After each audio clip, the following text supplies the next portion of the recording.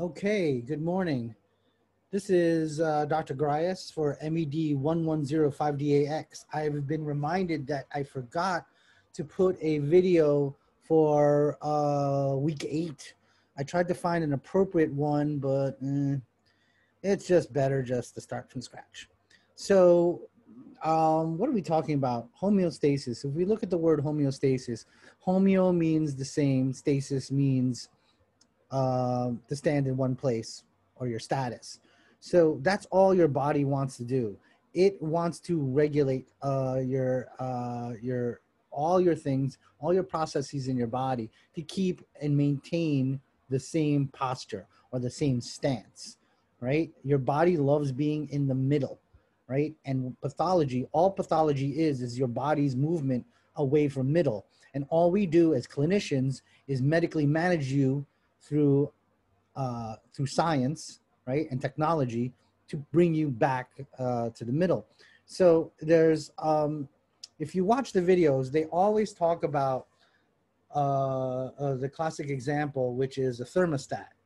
Okay, so you watch that video, but I want to bring it to this picture right here.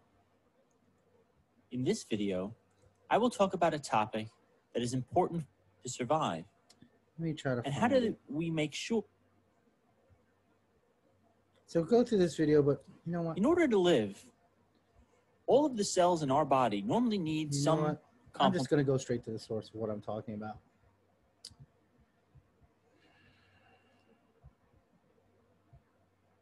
This is other stuff. Kill this.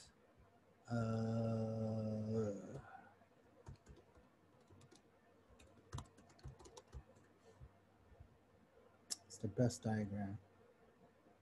This diagram. So I'll take this diagram because this is a classic.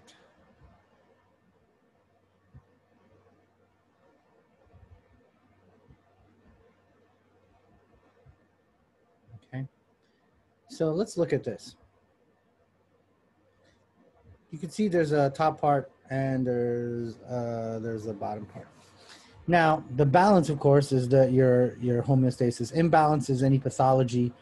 When your body can no longer balance and the imbalance becomes semi-permanent, that is pathology, right? Logi, study of disease.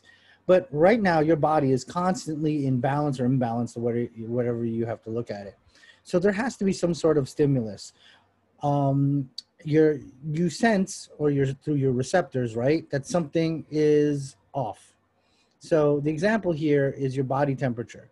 It's hot, right?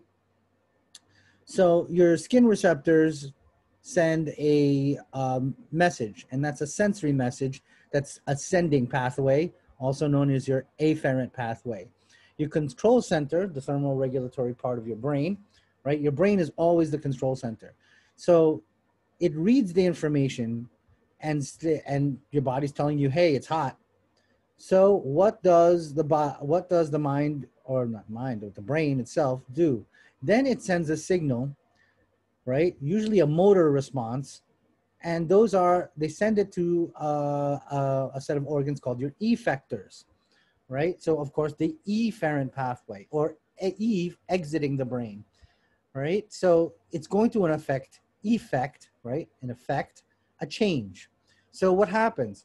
Your sweat glands get activated. You pick up, you take off your jacket, you sweat, right? You fan yourself, or you go to a cooler place. Your motor system will effect a change. And once that change, right, your body senses it and senses the body temperature going back to normal. The same thing can be said when you're too cold in here. So what's the effector? Skeletal muscles shivering, right? Sweat glands when you're hot. Skeletal muscles shivering. So what kind of questions could I ask on an exam? I could ask you, it always has to start with what? Some sort of sensory stimulus, something to poke your nervous system. Okay. What detects the stimulus? A receptor. And what's the ascending pathway? Afferent, also known as sensory, right? That looks like a beautiful, both A and B. Control center is always the brain. Efferent pathway or descending pathway will effect the change, and it's typically motor. Okay, so this is sensory, this is motor. Ascending, descending. Afferent, efferent. And that's essentially homeostasis. And you could apply this to a whole bunch of things. Okay, so let us, how do I get rid of this? Okay, good. Let's put that away. So let's now look at, so that's essentially homeostasis in a nutshell. So let's look at regulation of hormone secretion, regulation of blood glucose, right? Insulin and glucagon homeostasis. So I can look it up. Insulin, glucagon, homeostasis. And you're going to see it looks familiar.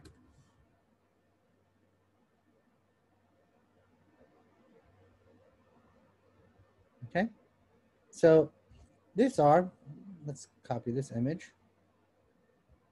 and let's put it on another page.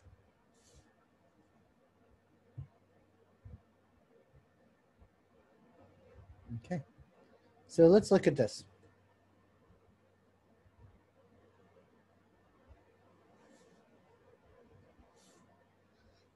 Okay, so of course there's a balance, and your glucose levels, the stimulus would be your blood glucose levels or your sugar levels. Okay, when it's in millimoles, you don't care about that right now. Typically it's in milligrams per deciliter, but that's for future reference. So what's going on for this particular pathway? This pathway right here, your chemoreceptors in the blood will notice that what? I have a blood glucose level that's rising. So I just had a meal. So their glucose, remember, needs to be inside the cell. Just like the fuel in your car, you don't want the fuel on your seats. You want it inside the gas tank where it belongs. So what happens, and this is the pancreas, so it goes, it's going to signal, right, the brain that, hey, there's something going on. So this diagram, they're showing the effectors. So your brain picks it up, then your brain is going to tell the pancreas, hey, release insulin. And what will insulin do, right? Two things. One, it will put glucose inside the cell. And they show the muscle here, and because we know we need motor, right? So that sugar, right? Remember glucose, 6-carbon sugar, plus oxygen that you breathe in will create ATP, and then you get to live another day. Another thing that it would do is, of course, we're human beings and we ate this Big Mac meal. There's way too much calories. So any excess will be then stored in fat as liver. So that will increase glycogenesis. Glyco meaning sugar, genesis, creation of. And who does that? Our lovely liver. Of course, gluconeogenesis, right? New sugar will be decreased, but we're going to start storing it. So what will happen? All the sugar that's floating around in your blood will get all used up or stored away, either used up or stored away. And then your blood sugar levels should go back to normal, which is around anywhere from 90 to 103 milligrams per deciliter. They use millimoles here, but again, deciliters.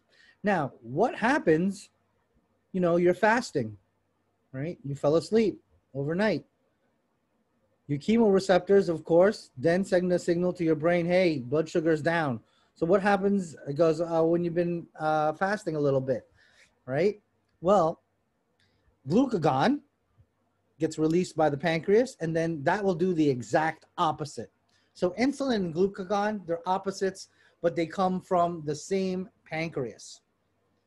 Now, here's the extra part of this diagram that isn't here. What happens if this blood glucose decrease is prolonged, greater than 10 hours plus, 10 to like 14 hours? Once it's greater than like 12, 14 hours, I forgot the exact number, glucagon will no longer signal increased blood glucose levels. Glucagon will tell your liver to start breaking down sugar, just like this would here, but instead of increasing blood glucose levels in a starvation state, you will increase the amount of ketones. Ketone bodies and ketones are neurotoxic. They're not good. They're a quick substitute, your body's quick substitute for glucose. And it's also a nice signal to your body that, hey, something's wrong. It's also a nice signal for us in the lab or in the ward that, hey, there's something wrong. My patient is in a prolonged starvation state. So, and that's why you get loopy when you don't eat. You get a little bit weird when you don't eat because your blood glucose level is down for an extended period of time. There's sugar isn't being released. Ketones are being released. And as I stated earlier, ketones are neurotoxic. That's why you are not you when you are in a starvation state. And also you get loopy. It starts to get, if any of you ever tried to crash diet or went without food for whatever reason, maybe you're sick or whatever, you'll notice in a couple of days you get really strange. Okay? So that's, let's go to our next topic. That is, you could see it's like wash, rinse, and repeat. All these models that we're talking about are based on the same model of homeostasis. So that's glucose. Now let's talk about blood pressure. Same thing.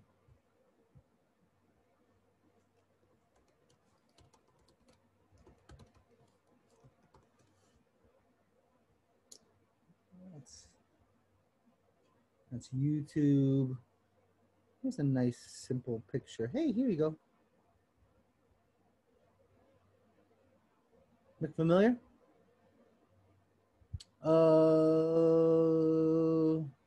But I want the one for blood pressure. Here you go.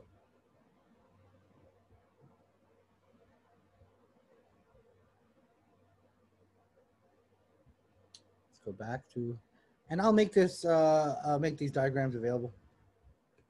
Of course, in this electronic age we are in, it would be remiss for me not to give you the picture. So this looks familiar, right? So what happens? There's a stimulus. You have decreased blood pressure. So your blood pressure falls below normal. Typically in a 70 kilogram male, it's 120/80. Baroreceptors, remember, because this side now is the afferent or ascending, and then this side will be the descending tracts. So in your carotid sinus and your aortic arch of your heart, there are baroreceptors. And those baroreceptors say what? Hey, blood pressure is dropping. So it sends a message to the brain in the cardioacceleratory or cardiovascular center, right? And then your brain will do several things. One, remember your sympathetic, fight or flight. It's going to increase heart rate, increase contractility. It's just going to increase the heart.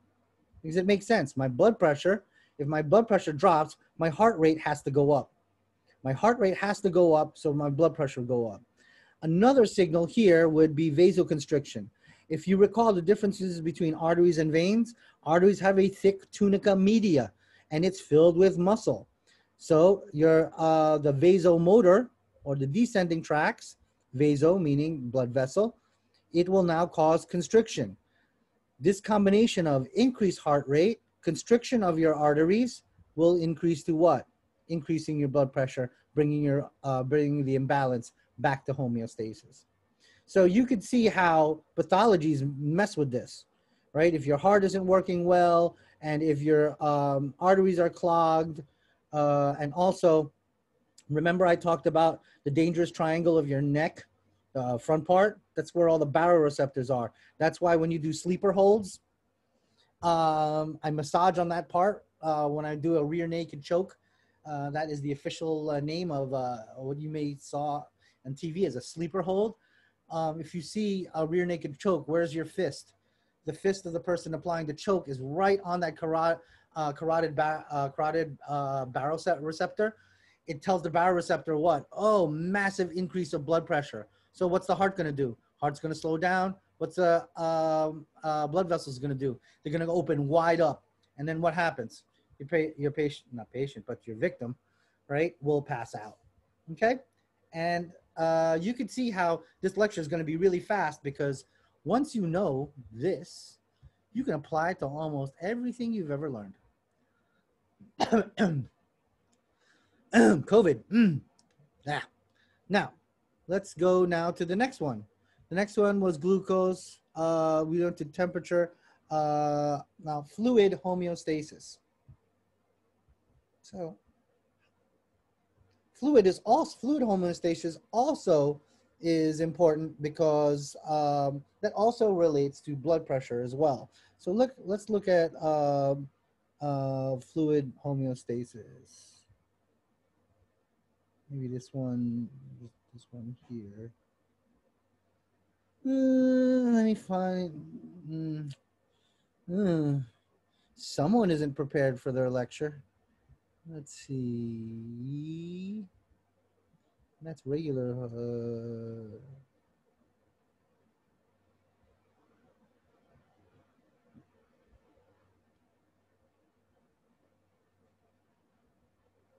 Okay, here you go. This is a little bit complicated, though. Yeah, it's good we couldn't find that. It's a little complicated. Okay, let's look at this one.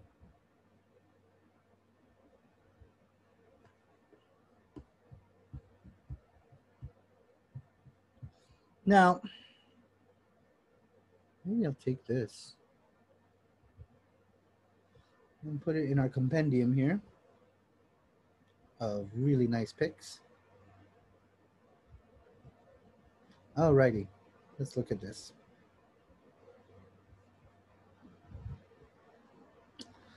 Now, remember, fluid homeostasis is also related to electrolyte homeostasis, because wherever salt goes, water goes. So you could see how they're the same thing. Their homeostasis is disturbed. So the stimulus is what? Increased sodium concentration in your extracellular fluid, or your ECF. So your osmoreceptors, right, or chemoreceptors as well. Osmoles are like the amount of something. So the amount of sodium gets detected, and there's an increase. So what happens? You have antidiuretic hormone, increased thirst, right? Again, a signal to your body to go do something. The brain goes detects the ADH and increased thirst. So what happens, right? Water retention, and I'm now thirsty. Now what goes? What will be the efferent? Of course, you're gonna urinate, and then and since you're thirsty, you're gonna drink water. So what will happen to the increased sodium in your extracellular fluid? It will be what?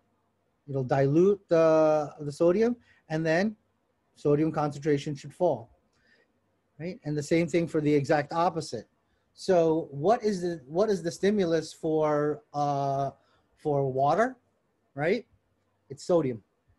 And who does the detecting in the ascending fibers? Osmoreceptors. And there are a ton of them in your kidney. Okay. So that is a little snippet of fluid and electrolyte. Again, you could add this now for the other salts, potassium, same thing with acid-base balance that we went over in week 9. Okay, so let me save this. How do I save this? There's no file. Oh, here it is, file. And that's MED110 homeostasis diagrams.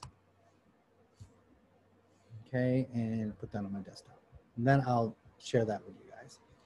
Now, I mentioned, there was also another thing that was mentioned negative feedback loop.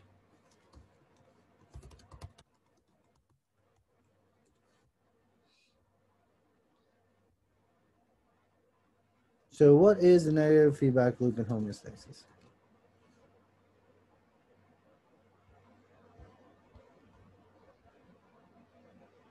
Let's see if there's a diagram that's like ours.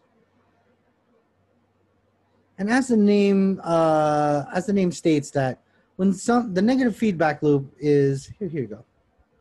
The negative feedback loop is when something gets like too much, or there's too much balance, right? You're overcompensating. The negative feedback loop tells your brain like, hey, cut it out, right? And it's kind of like, the best way to look at homeostasis is kind of like, you know, when you're driving down the highway, your wheel isn't staying directly in the middle. It's constantly adjusting. And part of that adjustment is your negative feedback loop. I'm trying to find, let's try to find a better picture. Stress, no, that's not it. Maybe we'll find a video.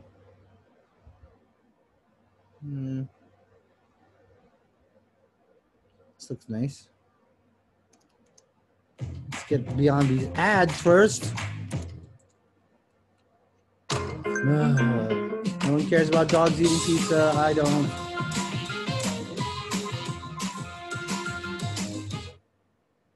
There is a And of huge course, second fundraising ad. deadline coming up for Senate Democrats, and they need your help right now if they're going to meet it. I'm at. Let's watch this video. In this video, we're going to talk about homeostasis. This is an overview. Although the environment around an organism changes, the organism maintains relatively stable internal conditions. This ability to maintain internal stability is called homeostasis. For example, if a person stands in a cold wintry night or hot sub-Saharan Africa, the person is able to maintain a normal internal body temperature between 36 to 37 degrees or 97 to 99 degrees Fahrenheit through homeostasis. The main mechanism to maintain a homeostatic environment is through negative feedback. Negative feedback is where the body senses change and activates mechanisms that negate or reverses it. The term homeostasis was coined by an American physiologist, Walter Cannon. All right. So that's a nice, pretty picture. And positive feedback is the exact opposite. So if it's not enough, it's actually promoting your afferent or your motor, right? So negative and positive feedback is your sensory's way of checking your motor pathway. So again, it's like balance. The best analogy I could put is when you're driving down the highway, you're constantly doing what? Adjusting left, adjusting right. So there's a negative feedback negating the thing that you want to do, and there's positive feedback